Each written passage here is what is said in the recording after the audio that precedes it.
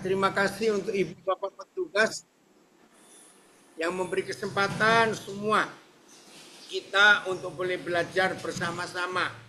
Ya.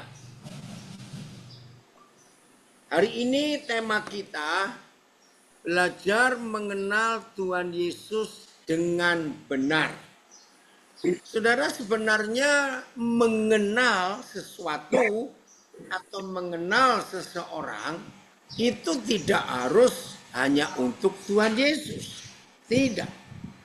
Ya, jadi sebelum kita membahas tentang pengenalan kita kepada Tuhan Yesus, mari kita teliti dalam hidup kita sehari-hari. Dalam persahabatan ada suatu hal yang harus terjadi. Ini persahabatan ya, dengarkan. Dalam persahabatan harus ada hal yang terjadi. Dua orang atau lebih yang bersahabat itu harus bisa saling mengenal. Persahabatan yang tidak pernah bisa saling mengenal, maka itu bukan persahabatan. Ada beda antara pertemanan dan persahabatan. Betul. Pertemanan itu lebih dangkal dalam hubungannya. Paling cuma kalau ketemu, "Hei, apa kabar? Wis sudah lama kita nggak ketemu. Tadi kamu makan apa?" Nah, itu pertemanan. Kalau persahabatan itu lebih dalam. Nah, salah satu bentuk persahabatan adalah saling berani titip rahasia. Maka itu dalam persahabatan dan wajib muncul saling mengenal, pasti muncul kalimat-kalimat ini. Aku beritahu kamu ya, jangan beritahu orang lain. Nah, itu persahabatan.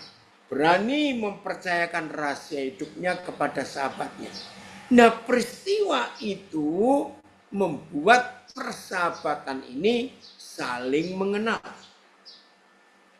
Naik lebih tinggi ya, dari persahabatan di gereja ya, yang di LP Rutan, LPPKA ya, itu satu sel sekian banyak orang, dan di dalam LP ada beberapa bagian gedung itu berapa banyak orang. Nah, ada pertemanan, ada persahabatan. Pasti sekian lama kumpul itu jadi saling kenal. Naik lagi dalam dunia bisnis ya, pasti ada pertemanan, ada persahabatan dalam bisnis.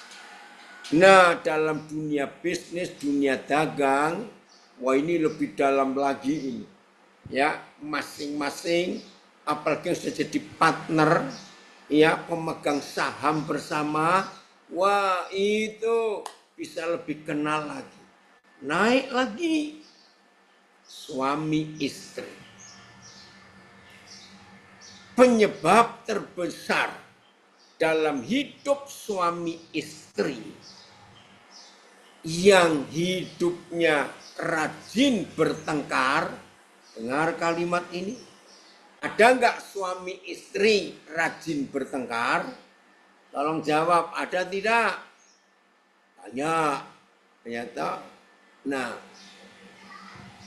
tolong ditanyakan lapas perempuan Pekanbaru nggak ikut ibadah? Atau mereka punya ibadah sendiri? Kenapa kok mereka memuji Tuhan sendiri? Bagaimana Pekanbaru? Iya Pak, ada ibadah mereka. Oh, ada ibadah. Oh, kenapa gabung ke sini?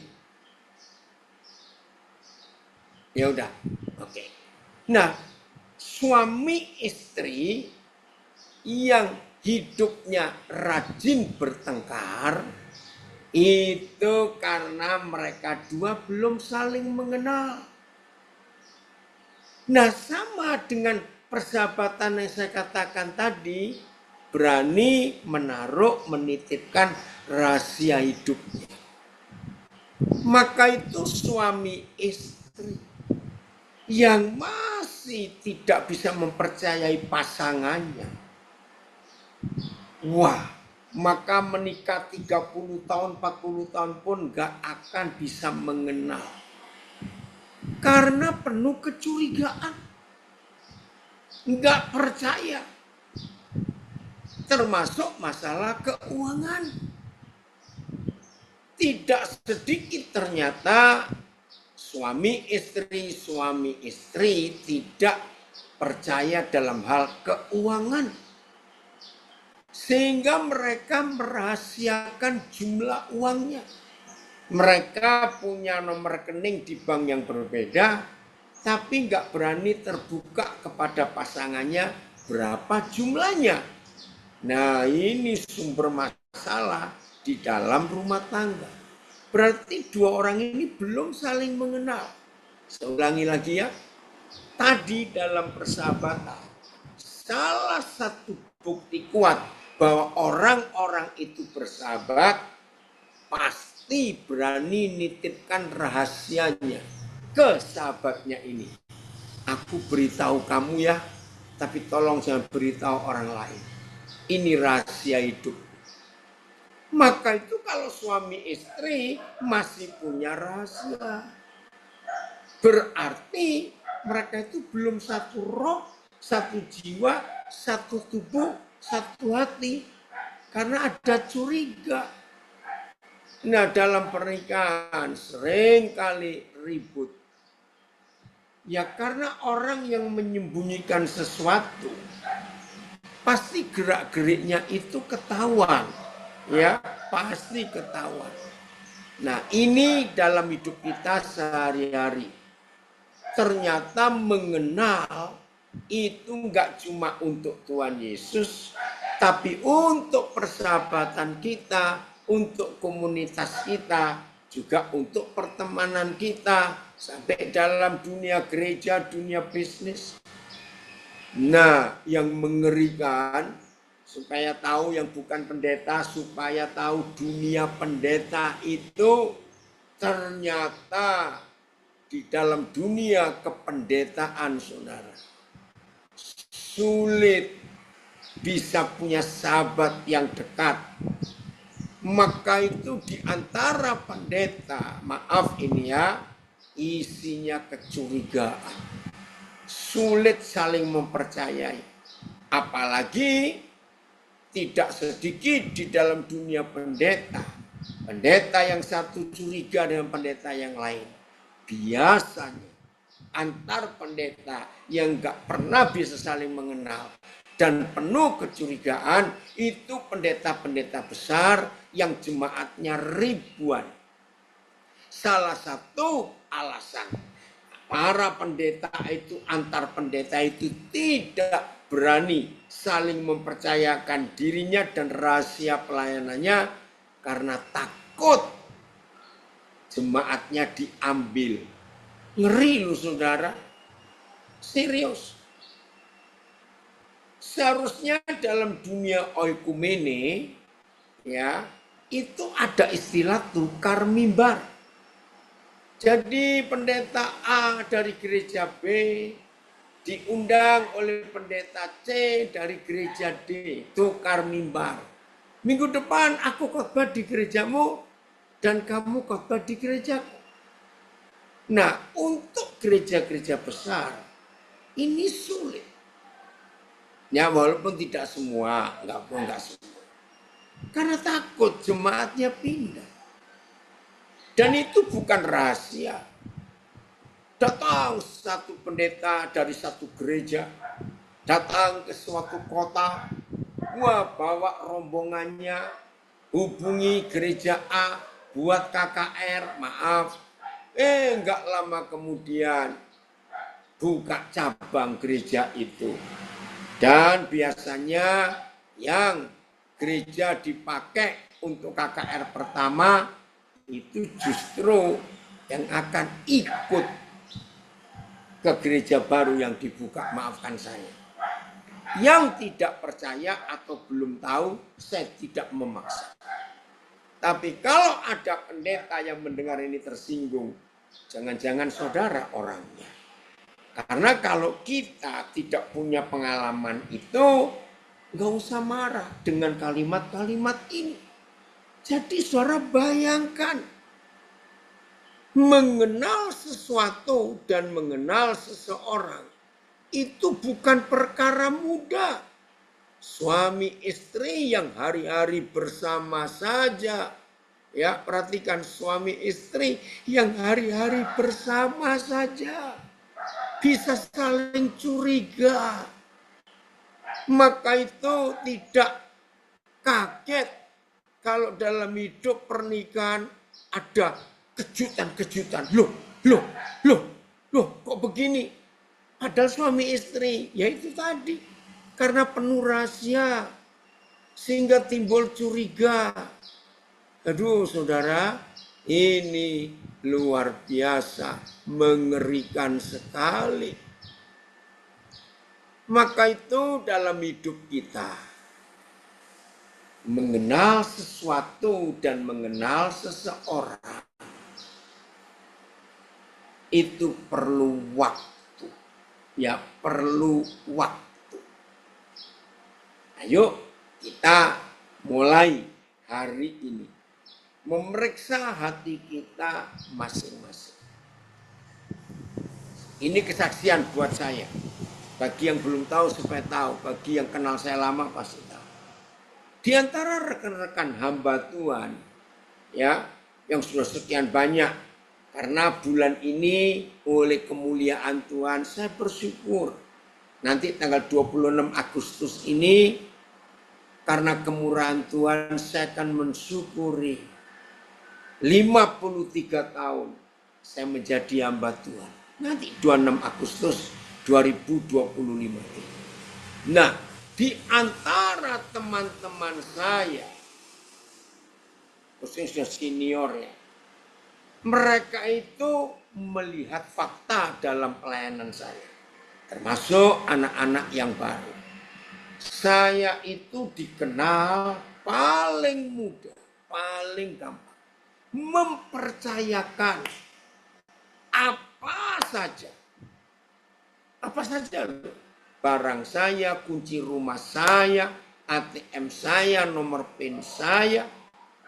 Itu ke banyak orang.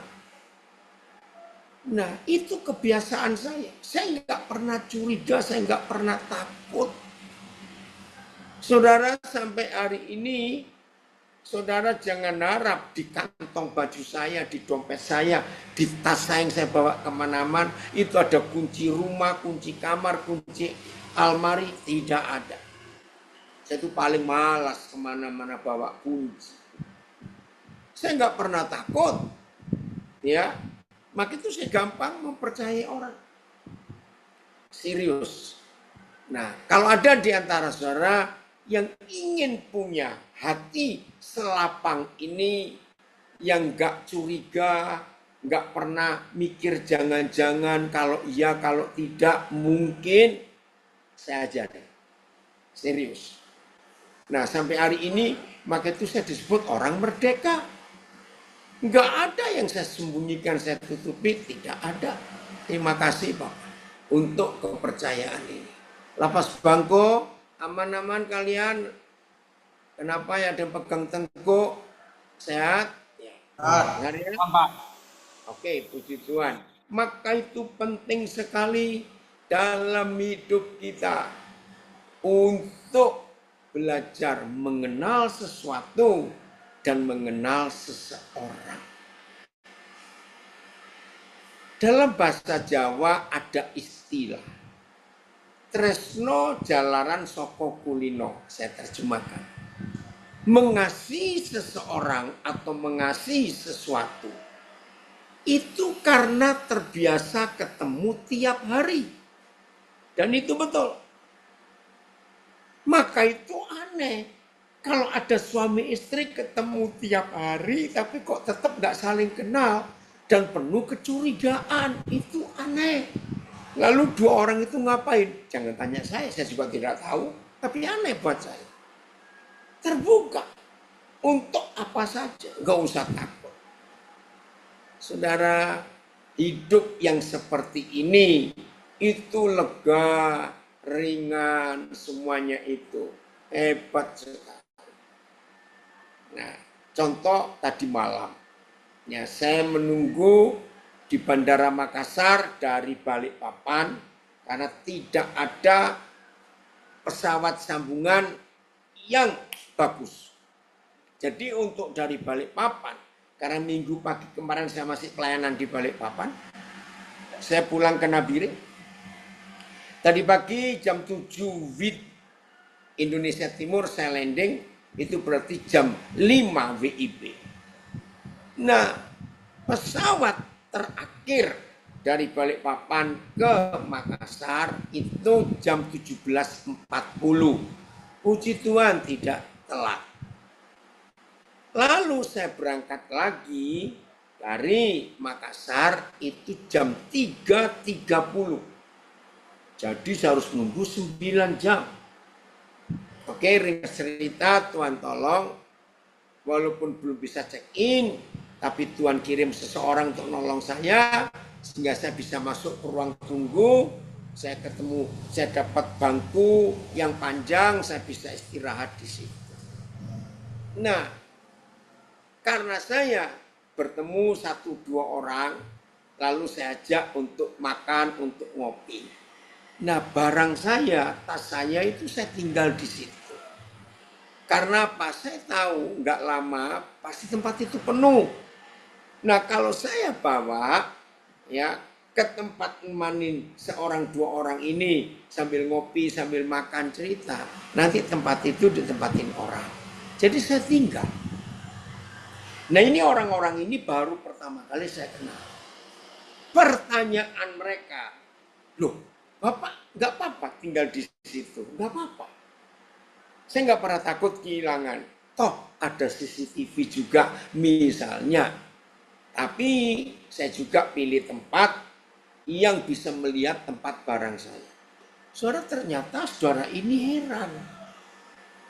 Terus itu satu bapak ini kan nggak ada resleting, nggak ada kunci, nggak apa-apa. Saya taruh aja di situ. Yang penting dompet saya dengan HP saya bawa.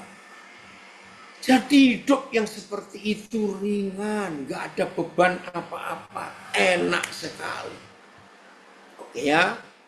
Nah, seperti itu kita bergaul bersama Tuhan Yesus. Saya ulangi istilah Jawa tresno jalaran saka kulino. Mengasihi seseorang itu gak dibuat-buat, karena kebiasaan tiap hari ketemu. Lalu kenal. Luar biasa. Ayo saudara, kita mulai sikap ini dengan Tuhan Yesus. Nah, saya kembali lagi.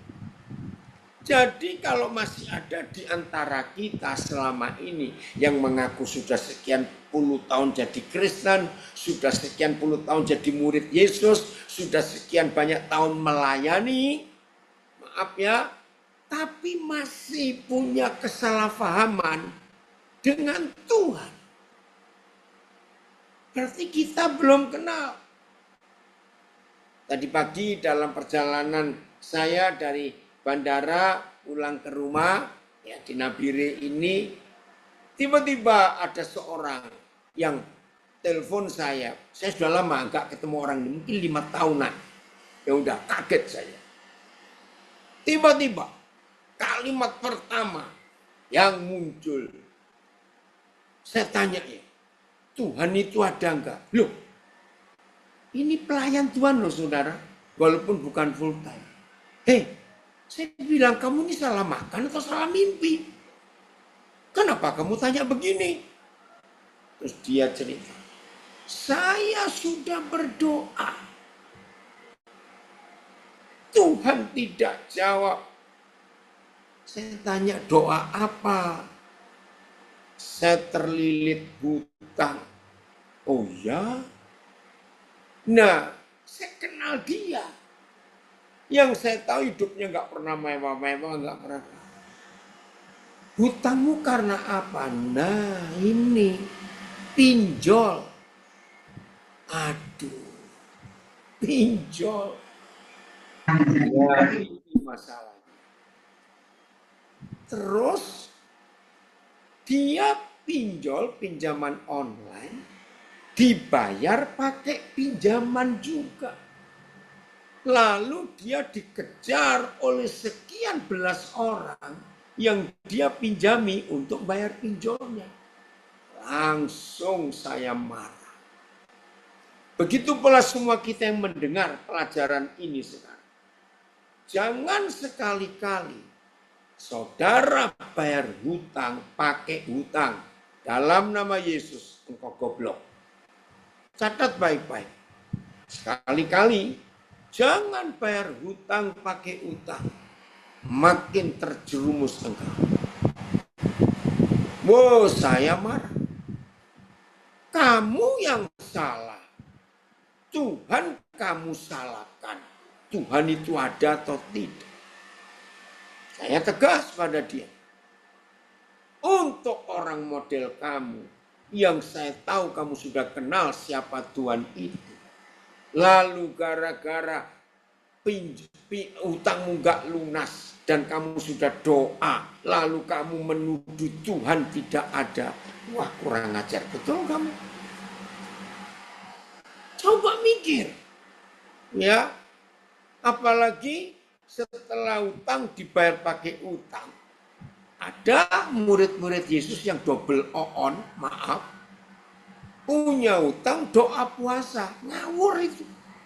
Itu orang belum kenal Tuhan. Hutang itu nggak bisa didoakan apalagi dipuasakan. Nggak bisa. Hutang itu harus kerja lalu bayar. Catat itu. Jelas Tuhan tidak akan mendengar doaan kita kalau Tuhan suruh kita bayari utang. Kalau kita minta Tuhan bayari utang kita, enak saja.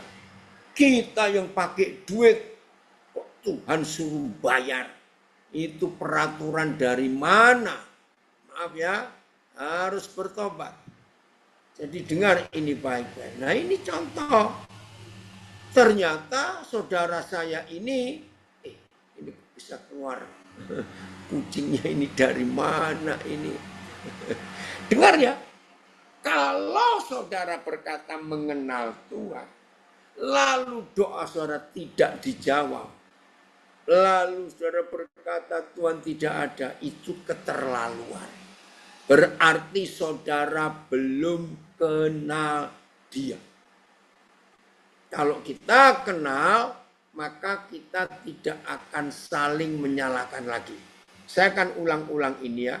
Karena suami istri yang rajin bertengkar, itu karena dia belum mengenal pasangannya. Maka itu hobinya ribut terus, salah paham. Ingat. Jadi kalau sampai ada aktivis pelayan lalu menyalahkan Tuhan karena doanya nggak dijawab, coba periksa dulu sikap hati kita. Papa nggak sekejam sejahat yang kita pikirkan. Renungkan ini baik-baik. Ada orang sakit sudah berdoa, puasa lagi, ya. Kenapa Tuhan tidak dengar doa saya? Ya.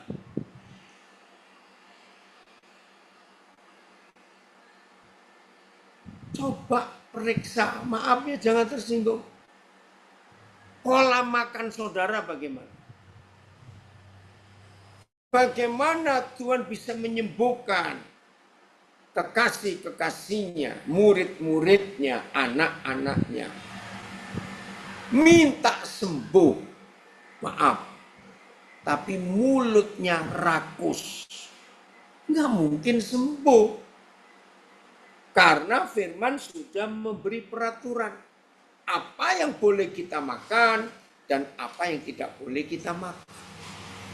Nah semua yang Tuhan larang untuk kita makan itu sumber penyakit.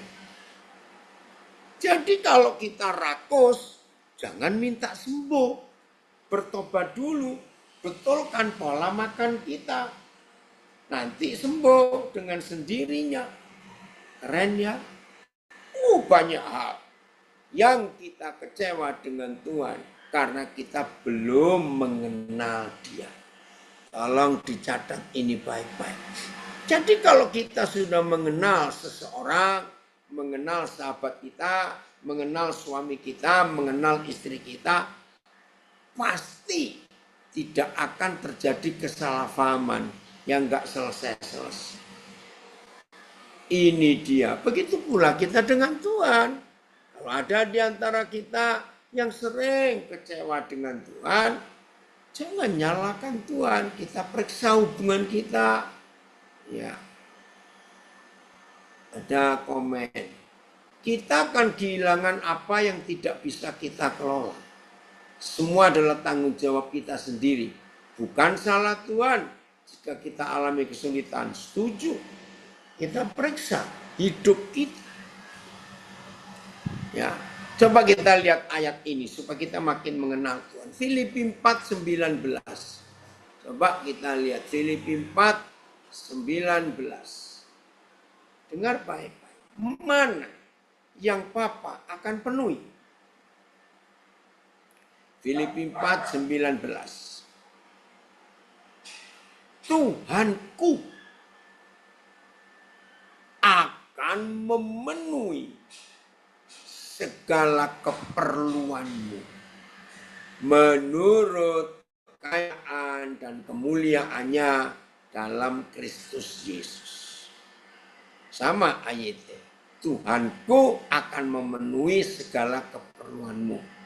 PS, Tuhan yang saya sembah, yang melimpah dengan kekayaan dalam Kristus Yesus, akan memenuhi segala keperluanmu. TSI, Tuhan yang saya layani akan membalasnya dengan mencukupi segala kebutuhanmu juga. Karena Dia akan melimpahkan segala kekayaan rohani dari surganya yang mulia kepada kita yang bersatu dengan Kristus. Nah, jadi kalau masih ada di antara kita yang kecewa dengan Tuhan, karena kita punya masalah ekonomi, keuangan, finansial. Kenapa Tuhan tidak menolong saya? Tunggu dulu. Yang Dia penuhi itu keperluan kita. Yang Dia cukupi itu keperluan kita. Apa lawan keperluan? Keinginan.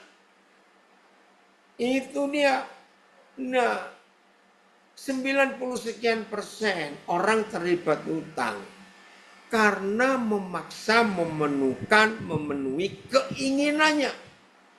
Ya, ada yang tanya, bagaimana cara kita memperbaiki hubungan kita dengan Tuhan yang kita sudah terlalu banyak salah dengan Tuhan? Pertanyaan bagus, saudara. Cukup satu tindakan, bertobat. Masih ingat pagi-pagi itu, Eben, terima kasih kamu ada. Ingat pagi-pagi, pagi sekali loh, di Yohanes 8, Yesus Tuhan lagi ngajar orang banyak, tahu-tahu dilempar, ya, dilempar ke depannya perempuan yang kedapatan berbuat zina. Ngeri loh dosanya. Lihat. Coba buka Kejadian Yohanes 8, Phil. Ayat yang terakhir itu. Apa yang Yesus ngomong kepada perempuan ini? Nah ini jawaban pertanyaan seseorang ya yang saya baru baca tadi. Bagaimana cara kita memperbaiki hubungan kita dengan Tuhan yang sudah terlalu banyak salah? Yohanes 8 ayat berapa itu ya? 10 kali. Kita lihat. Sejahat apa kita? Sedalam apa dosa kita? Lihat ini. Ayat 11. Terima kasih Guru Sinaga. Jawabnya, tidak ada Guru. Lalu kata Yesus, kalau tidak ada yang menghukum kamu, aku pun tidak menghukum engkau. Pergilah. Nah ini yang penting.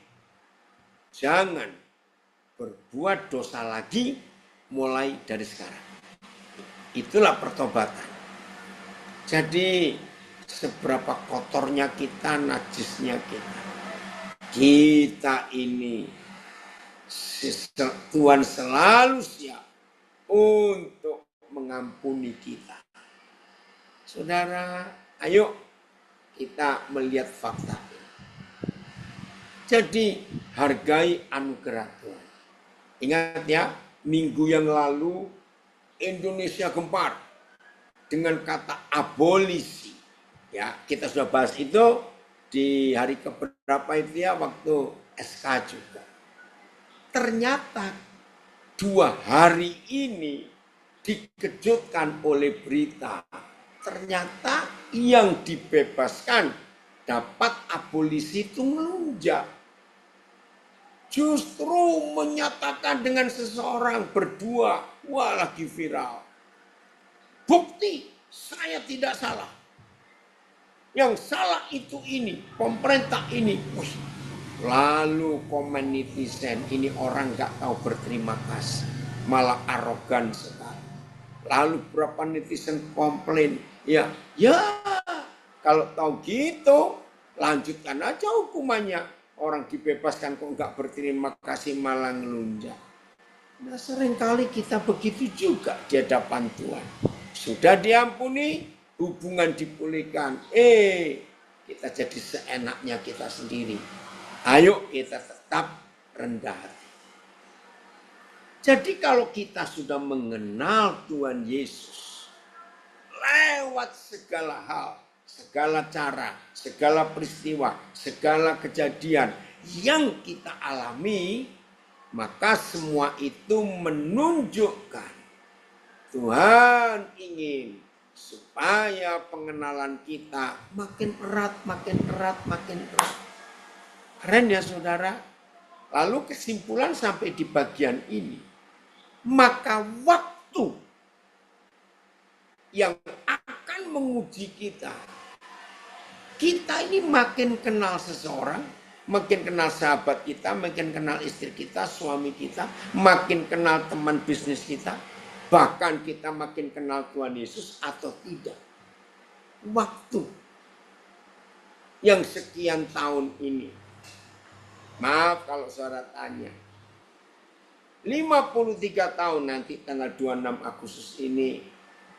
Dia mempercayai saya untuk menjadi rekan sekerjanya. Dan mempercayakan saya berita pendamaian itu, firman itu. Maka akan keterlaluan. Kalau saya kecewa dengan Tuhan dan saya nggak kenal dia. Kurang ajar betul Daniel. Nah, ada yang tanya lagi. Apakah hubungan kita dengan Tuhan bisa diperbaiki setelah Tuhan murka sama perilaku dan perbuatan kesalahan manusia?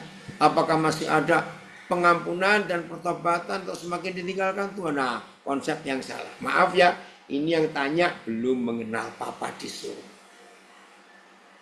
Ayo kita kembali ke Taman Eden. Tapi janji ya, kalau kita dikenalkan Tuhan dengan kebenaran ini, lalu jangan melunjak. Lihat Taman Eden. Adam salahnya fatal. Seluruh rencananya, rencana Tuhan rusak total. Sisanya pun gak ada habis. Tuhan tidak membunuh Adam. Tuhan mengampuni. Ya, jadi tolonglah. Kenali Tuhan. Bukan dengan pola pikir kita. Jangan. Dengan pola pikir Tuhan. Nah, saudara yang bertanya kan punya anak. Tidak berharap. Tapi namanya manusia. Apa yang terjadi seandainya suatu hari anak saudara melakukan kesalahan fatal? Misalnya, setelah anak itu dewasa, perusahaan yang saudara pegang dan saudara punya anak tunggal. Lalu saudara percayakan bisnis saudara kepada satu-satunya anak yang saudara milih. Baru 3 bulan dijalankan, bangkrut perusahaan yang saudara rintis sejak dia belum lahir. Ayo saya tanya, semurka-murkanya saudara, Kan nggak mungkin saudara kan blender anak itu. Terus saudara makan. Maaf saya ngomong kasar. Dia tetap anak. Nah jadi tolong jangan meragukan kasih papa. Kalau kita sudah bertobat, betul. Saya sering pakai kata di blender itu. Kalau orang-orang kurang ajar itu. Saya itu. Untung Tuhan tidak begitu. Oke ya, lanjut. Jadi lewat banyak kejadian kita bisa mengenal dia. Satu hari ini Nabi Elia. Elia itu nabi besar. Kalau kita lihat perjanjian lama, wah, mujizat yang Tuhan percayakan dia itu besar-besar. Bayangkan, baru saja dia menang dengan 400 nabi Baal, 400 lawan 1 atau 1 lawan 400. Mau dipakai ngitung apa saja, yang satu pasti kalah dengan 400. Wah, terjadi kedahsyatan di Israel. Akhirnya seluruh bangsa Israel kembali bertobat menyembah Yahweh Adonai Elohim mereka gara-gara Elia mendemonstrasikan kuasa hebat. Enggak lama setelah itu, baik Tuhan muncul, baiklah Papa senang. Enggak lama setelah kejadian itu, entah setan dari mana, seorang perempuan namanya Isabel membuat sebuah kegerakan untuk mengejar Nabi Elia dan dibunuh. Saudara, Alkitab mencatat. Itu satu raja-raja atau 2 raja-raja film, Papa lupa. Nah, Alkitab mencatat Nabi yang baru menang dengan 400 Nabi Baal itu ketakutan karena dia diancam mau dibunuh. Sedih hati Tuhan. Kamu itu baru menang. Kok sekarang jadi ciut? Maaf. Melawan seorang perempuan. Wih, ngeri ya. Nah, terima kasih. Filipus 1 Raja-Raja 19 ayat 4. Ya, 1 Raja-Raja 19 ayat 4. Tetapi Elia sendiri masuk ke padang gurun sehari perjalanan jauhnya, lalu duduk di bawah sebuah pohon arar. Kemudian ia ingin mati, katanya, cukuplah itu. Sekarang ya Yahweh, ambillah nyawaku, sebab aku ini tidak lebih baik daripada nenek moyangku. Bayangkan saudara, baru menang, tiba-tiba stres, pengen mati gara-gara seorang perempuan. Ayo kita berubah hari ini, ya, karena Tuhan ingin kita tetap jadi pemenang. Ternyata hidup yang melakukan mujizat beda loh. Hidup yang mengalami mujizat itu beda dengan hidup yang melakukan mujizat. Lihat ini. Ya. Kalau mengalami mujizat, semua kita pasti pernah. Tapi melakukan mujizat belum tentu semua kita. Nah, Elia ini melakukan mujizat, bukan ngalami. Luar biasa. 400 Nabi Baal kalah ketika Elia menyatakan kuasa Yahweh Adonai Elohim. Luar biasa. Dikejar Isabel, mau mati dia. Nah, berarti belum kenal. Kenapa harus ketakutan? Ini ada yang tanya. Yudas kenapa sudah sekian lama dimuridkan Yesus tapi tidak bisa berubah? Apa Tuhan Yesus gagal? Ini pertanyaan manusia. Yang gagal bukan Tuhan Yesus. Yang menggagalkan diri adalah Yudas. Nah, ini pertanyaan yang akan menjawab topik pembahasan kita. Ternyata yang sudah kumpul Tuhan Yesus 3 sekian tahun, dan selama 3 sekian tahun tidak ada jeda, tidak ada satu hari pun libur, atau setengah hari libur, atau 6 jam libur, tidak. Selama 3 sekian tahun, Yudas, Petrus, Thomas full 24 jam bersama. Saudara lihat itu. Oh, Palembang harus keluar juga. Nah, tolong ya yang tanya, saya akan jawab. Dari 12 murid, kenapa yang miring-miring 3? Yudas, Petrus, Thomas. Betul? Pertanyaan saya, tolong jawab yang tanya. Apakah bahan khotbah, bahan mengajar yang Tuhan Yesus sampaikan untuk yang 9 itu beda dengan yang 3?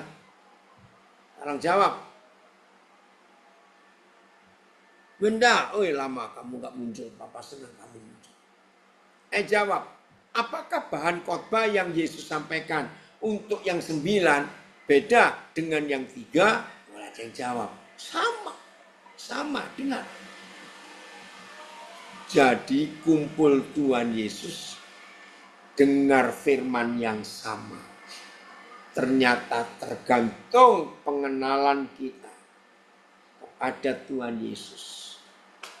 Ngeri loh, yang kumpul Yesus 3 sekian tahun, ternyata bisa kecewa, putus asa, berkhianat, bahkan bunuh diri. Makasih Pak Suger, ini supir yang Tuhan selamatkan waktu ini viral ya, selama di grup Porak ini Pak Suger Wahyudi Ade. Jadi yang disampaikan Tuhan Yesus sama itu. Karena penilaian dan penerimaan seseorang itu yang beda. Agus, Papa senang kamu hadir. Sama, betul. Ya udah. Jadi tergantung kita menerima. Maka itu suami istri, dengar ya, ke gereja bersama-sama, dengar khotbah yang sama, karena yang khotbah jembalanya sendiri.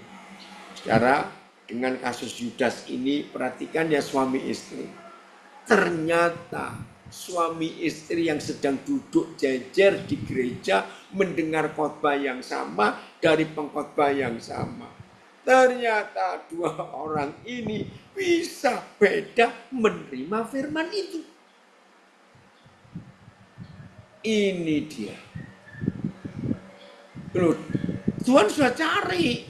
Kan dikasih kesempatan untuk balik. Yudas saya nggak mau. Tapi dia gembala yang baik, yang dia bilang akan meninggalkan semua cari yang satu. Sudah dicari. Buktinya dia nggak diusir. Ayo ya kita mikir. Dosanya Petrus itu jauh lebih besar dari dosanya Yudas. Petrusnya balik bertobat, Tuhan terima.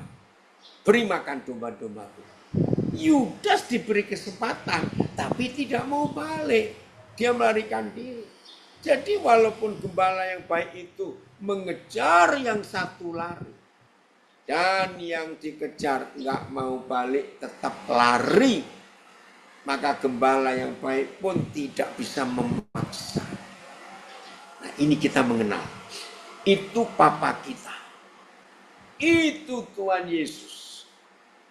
Maka itu makin dalam kita mengenal firman, otomatis makin dalam kita mengenal Papa kita, mengenal Tuhan Yesus, mengenal Roh Kudus lewat firman.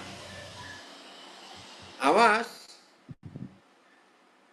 setan menyelewengkan dengan mengajak beberapa orang Kristen yang punya kebiasaan aneh dan berbahaya. Dengar ya orang-orang Kristen ini, kebiasaan apa itu? Suka cari hamba Tuhan yang berkarunia nabi katanya. Ada loh, oh saya marah. Ya, jadi ada murid-murid Yesus yang gobloknya minta ampun. Malas baca Alkitab, tapi sering mencari orang yang punya karunia nabi. Hati-hati. Oh dia hebat kalau bernubuat. Oh penglihatannya tepat. Stop, itu berbahaya. Ya jangan kita terpengaruh. Wih, katanya rumahmu tuh sering ada gangguannya. Panggilkan hamba Tuhan itu, dia punya karunia penglihatan. Dia bisa melihat ada apa yang gak beres di rumahmu. Dalam nama Yesus tolak. Tidak ada satupun ayat di Alkitab yang memberitahu ada karunia melihat setan. Goblok, gak ada. Saya marah. Saya marah kepada hamba-hamba Tuhan yang mengatakan diri hamba Tuhan. Terus bangga kalau karunia itu bisa melihat yang gak benar. Bertobat kamu. Ngelihat Tuhan aja masih geradul-geradul, maaf ya ini pakai istilah Jawa, untuk ngelihat Tuhan aja masih banyak halangan. Ini kok hobinya ngelihat setan, gobloknya. Dari mana pengajaran itu? Ini loh yang membuat murid Yesus nggak makin kenal Tuhan, karena cari hamba Tuhan yang punya karunia. Hati-hati. Hati-hati yang masih suka datang ke kebaktian-kebaktian yang di brosurnya, di balihonya, di spanduknya ada kalimat. Setelah ibadah akan didoakan satu persatu. Hati-hati. Itu bisa berjam-jam loh saudara. Kalau 300 orang, ngeri. Itu nggak benar, nggak ada di Alkitab. Ada yang tanya lagi. Jadi keselamatan kita juga hasil dari keputusan kita. Betul. Karena Tuhan gak maksa. Kalau bukan dari keputusan kita, ya Yesus gak perlu mati untuk menyelamatkan kita. Langsung aja dan kuasanya. Hei manusia, selamat semua kamu. Selesai. Enggak begitu ini loh. Ada khotbah-khotbah yang salah. Keselamatan tetap selamat. Gak bisa. Bertobat ya, hati-hati. Saya baca. Jadi keselamatan kita juga hasil dari keputusan kita, betul. Bukan Bapa yang dengan kuasanya menarik kita. Nah kalau dia begitu, nggak perlu Yesus mati. Catat. Langsung aja dia tarik kita semua. Ngapain repot-repot? Jadi bertobat ya. Nah itu. Oke. Jadi di sini ada yang tanya. Anak Tuhan tidak akan kerasukan setan atau melihat setan. Betul, Tasikmalaya hebat sekali. Enggak ada. Maka itu hati-hati ya. Yang punya itu karunia-karunia. Biasanya hamba Tuhan dari Malaysia itu paling banyak. Maaf saya harus menyebut langsung negaranya. Saya nggak tahu kenapa dari Malaysia. Kok banyak. Hobinya nubuat, penglihatan. Awas ya. Pendoa-pendoa jangan merasa sombong. Kita makin gak akan kenal Tuhan dengan cara seperti itu. Jadi yang malas-malas mencari kehendak Tuhan sendiri, lalu senangnya cari hamba Tuhan yang punya karunia nubuat, ya tinggal tunggu aja dia nubuat nanti enak. Enggak. Nah, akhirnya apa? Tidak sedikit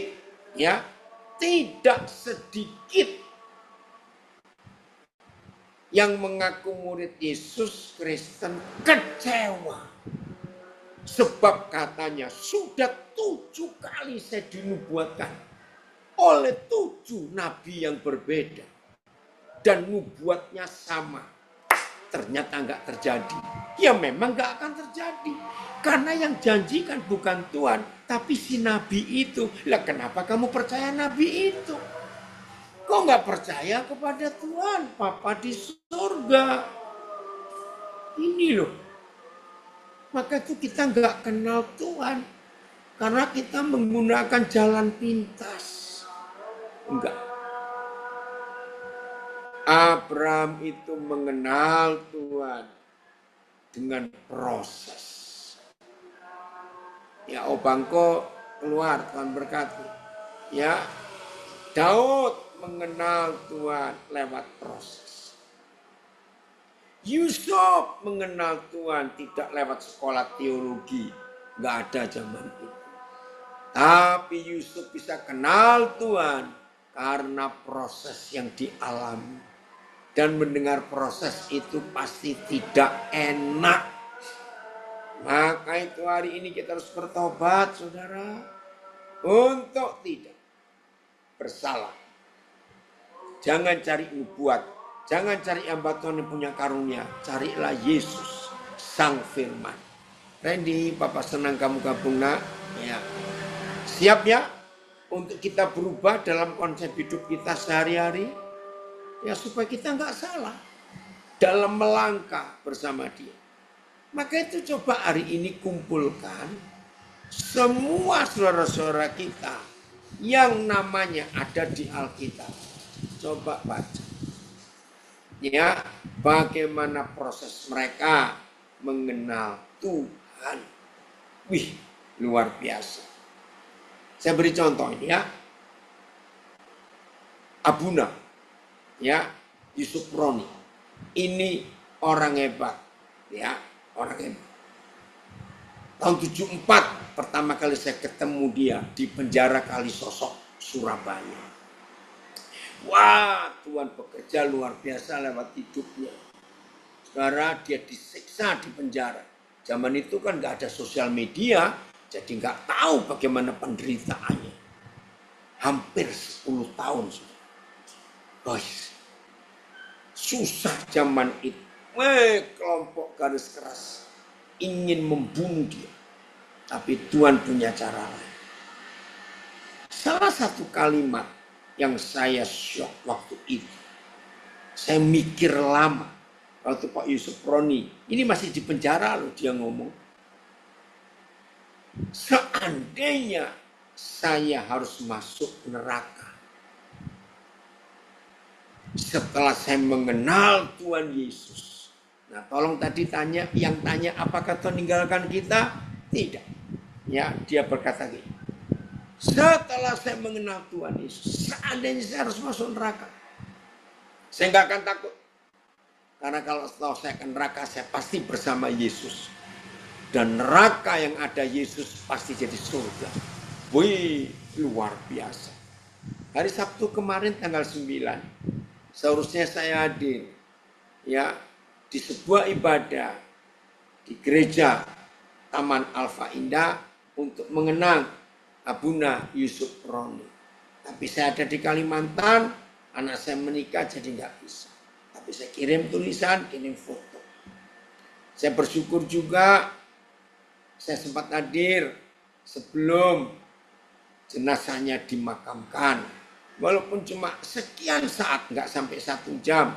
Tapi saya berkesempatan karena saya respect kepada hamba Tuhan ini. Jadi pengenalannya kepada Tuhan Abuna Yusuf Roni ini karena penjara. Bukan di sekolah Alkitab. Di penjara dia disiksa. Seperti Pak Muhammad Kaceng. Berita berapa hari yang lalu. Ternyata di LPG Amis ada gelombang kepengenalan rohani. Karena saudara kita itu ada di situ. Jadi, yang ingin bisa mengenal Yesus dengan benar, jalannya cuma satu. Bukan doa pagi, doa siang, doa sore, doa malam, doa puasa, sekian hari sebulan. Bukan baca Alkitab, bukan ikut KKR, ikut seminar, bukan. Satu-satunya jalan untuk kita bisa mengenal Tuhan Yesus itu jalan salib, via dolorosa. Lewat kesulitan, tantangan, penderitaan. Itu dia. Wih, luar biasa. Oke, sebelum saya akhiri. Billy Bos coba ngomong, kenapa milih tema ini? Ya, sebelumnya terima kasih Pak untuk firman Tuhannya. Ya. Ya, saya maaf ya, saudara-saudaraku yang di lapas dan di rutan, dimanapun berada, kadang-kadang kita itu tidak mengenal siapa itu Tuhan gitu ya. Makanya kita berdoa terus akhirnya tidak ada dijawab, kita menyalahkan. Wah, ini Tuhan itu nggak ada, saya doa tidak dijawab. Ternyata bukan begitu ya saudara-saudaraku. Tuhan itu selalu ada. Ya, Amin. Tuhan itu ada, baik di hati kita, dalam kehidupan kita sehari-hari. Tuhan itu selalu ada. Ya, tema kita hari ini mengenal Tuhan Yesus dengan benar. Ya, jadi mengenal Tuhan itu tidak ribet. Ya, jangan jangan berpatokan pada teologi ya. Ini yang perlu dicatat. Jangan berpatokan pada teologi ya. Kalau Bapak Ibu Saudara berpatokan pada teologi ya, bukan mengenal Tuhan dengan benar, malah saudara pusing. Itu ya. Saudara akan sakit kepala. Ya, mengenal Tuhan itu sangat eh, ya luar biasa, ya, sederhana. Kenal Tuhan, ya, tadi sudah disampaikan ke Pak Bidania di apa Yohanes 8 dikatakan bertobat saja. Kita bertobat, kita mendengar Tuhan, kita ngobrol-ngobrol dengan Tuhan, berbicara sebagai sahabat, ya, sebagai anak kepada Bapak gitu ya. Kita ngobrol Tuhan. Tadi saya itu apa melihat yang Papi share di Korak itu soal Sandra ya, Sandra, anak kecil 8 Apa itu? tahun, ya, anak kecil 8 tahun yang dikatakan kenal Tuhan, kenal. Saya hanya mengucapkan selamat pagi Tuhan Yesus. Hari ini, saya mau itu gitu ya. Nah, saudara-saudaraku yang di lapas maupun di rutan, saat ini Bapak Ibu terbatas ya, ada di lapas, diawasi para petugas, tapi tidak terbatas untuk mengenal Tuhan juga. Karena apa? Di dalam lapas Bapak Ibu bisa menyapa Tuhan Yesus. Ya, Amin. bisa mengucapkan selamat pagi, bisa mengucapkan selamat siang gitu ya dengan Tuhan Yesus. Mau apa, mau melakukan apa, sampaikan saja gitu ya. Jadi mengenal Tuhan itu tidak ribet, tidak karena agama ya. Agama itu yang kadang membuat kita takut mengenal Tuhan. Wah, Tuhan itu hakim yang adil. Tuhan itu raja di atas segala raja. Itu memang benar, tapi kadang-kadang karena itu terus kita takut. Wah, nanti saya bagaimana? Saya layak enggak gitu ya. Dosa saya itu sudah banyak gitu ya. Tadi Papi juga menjelaskan bagaimana untuk mengembalikan hubungan kita kepada Tuhan.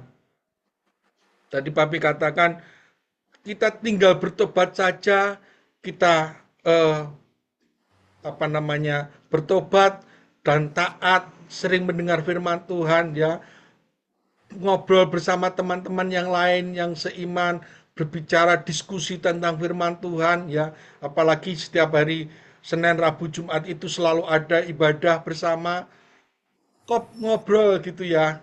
Jangan curiga dengan Tuhan, nah itu jangan curigaan sama Tuhan. Jadi harus tetap percaya teguh ya. Apapun yang terjadi, Bapak Ibu yang di lapas, di rutan, di LPP, LPKA, percayalah Tuhan tidak akan pernah meninggalkan. Ya, Tuhan tidak akan pernah membuang kita, ya. Tidak akan, karena Tuhan selalu memberikan kesempatan kepada kita, selalu membuka tangannya untuk menanti kita kembali kepada Dia. Dan untuk mengenalnya Amin. tidak ribet, ya tidak ribet. Jangan jangan terpatok pada teologi ya. Pak Bidania juga nggak suka teologi ya. Ya, ya itu Pak. Terima kasih Pak. Oh, Itu yang buat saya. luar biasa bukan? Ya. Tolong carikan ini ayat terakhir. Ayub 42 atau Ayub berapa? Yang berkata, dulu dari kata orang aku tahu Tuhan, tapi sekarang itu ayat berapa ya? Maaf, coba cari. Nah, jadi Ayub pun mengenal Tuhan itu karena hal-hal yang tidak baik dalam hidupnya. Tapi dia bisa menikmati Tuhan. Ayub berapa? Yang lain bisa bantu. Ya, Ayub 42 ayat 5. Ayub Udah? Hanya dari kata orang saja aku mendengar tentang engkau. Wih. Tetapi sekarang, nah sekarangnya kita bahas nanti. Mataku sendiri memandang engkau. Ayat, aku sudah mendengar kabar tentang engkau, Yahweh Tuhan, hanya dengan telinga. Tetapi sekarang mataku telah melihat engkau. BIS. Dahulu pengetahuanku tentang engkau hanya kudengar dari orang saja. Tetapi sekarang ku kenal engkau dengan berhadapan muka. Terima kasih, Pak. Jadi saudara, ternyata ini loh Papa kita ketika kita bisa mengenal Tuhan dengan benar. Melalui banyak kesulitan, melalui banyak penderitaan, melalui banyak tantangan. Terima kasih Tuhan. Ya. Ayat terakhir, ada ya. Filipi 3 ayat yang ke-10. Biar ini jadi kerinduan kita semuanya. Filipi 3 ayat yang ke-10.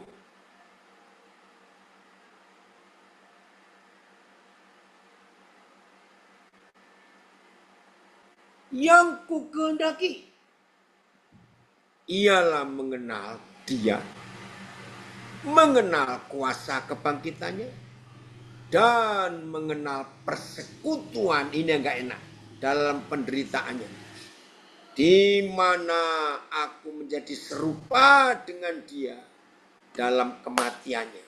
Bukan menjadi serupa dengan Yesus dalam mujizat-mujizatnya, tidak.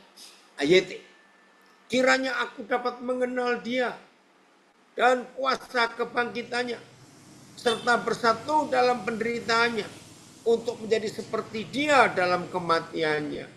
PS, satu-satunya yang saya inginkan ialah supaya saya mengenal Kristus dan mengalami kuasa yang menghidupkan Dia dari kematiannya.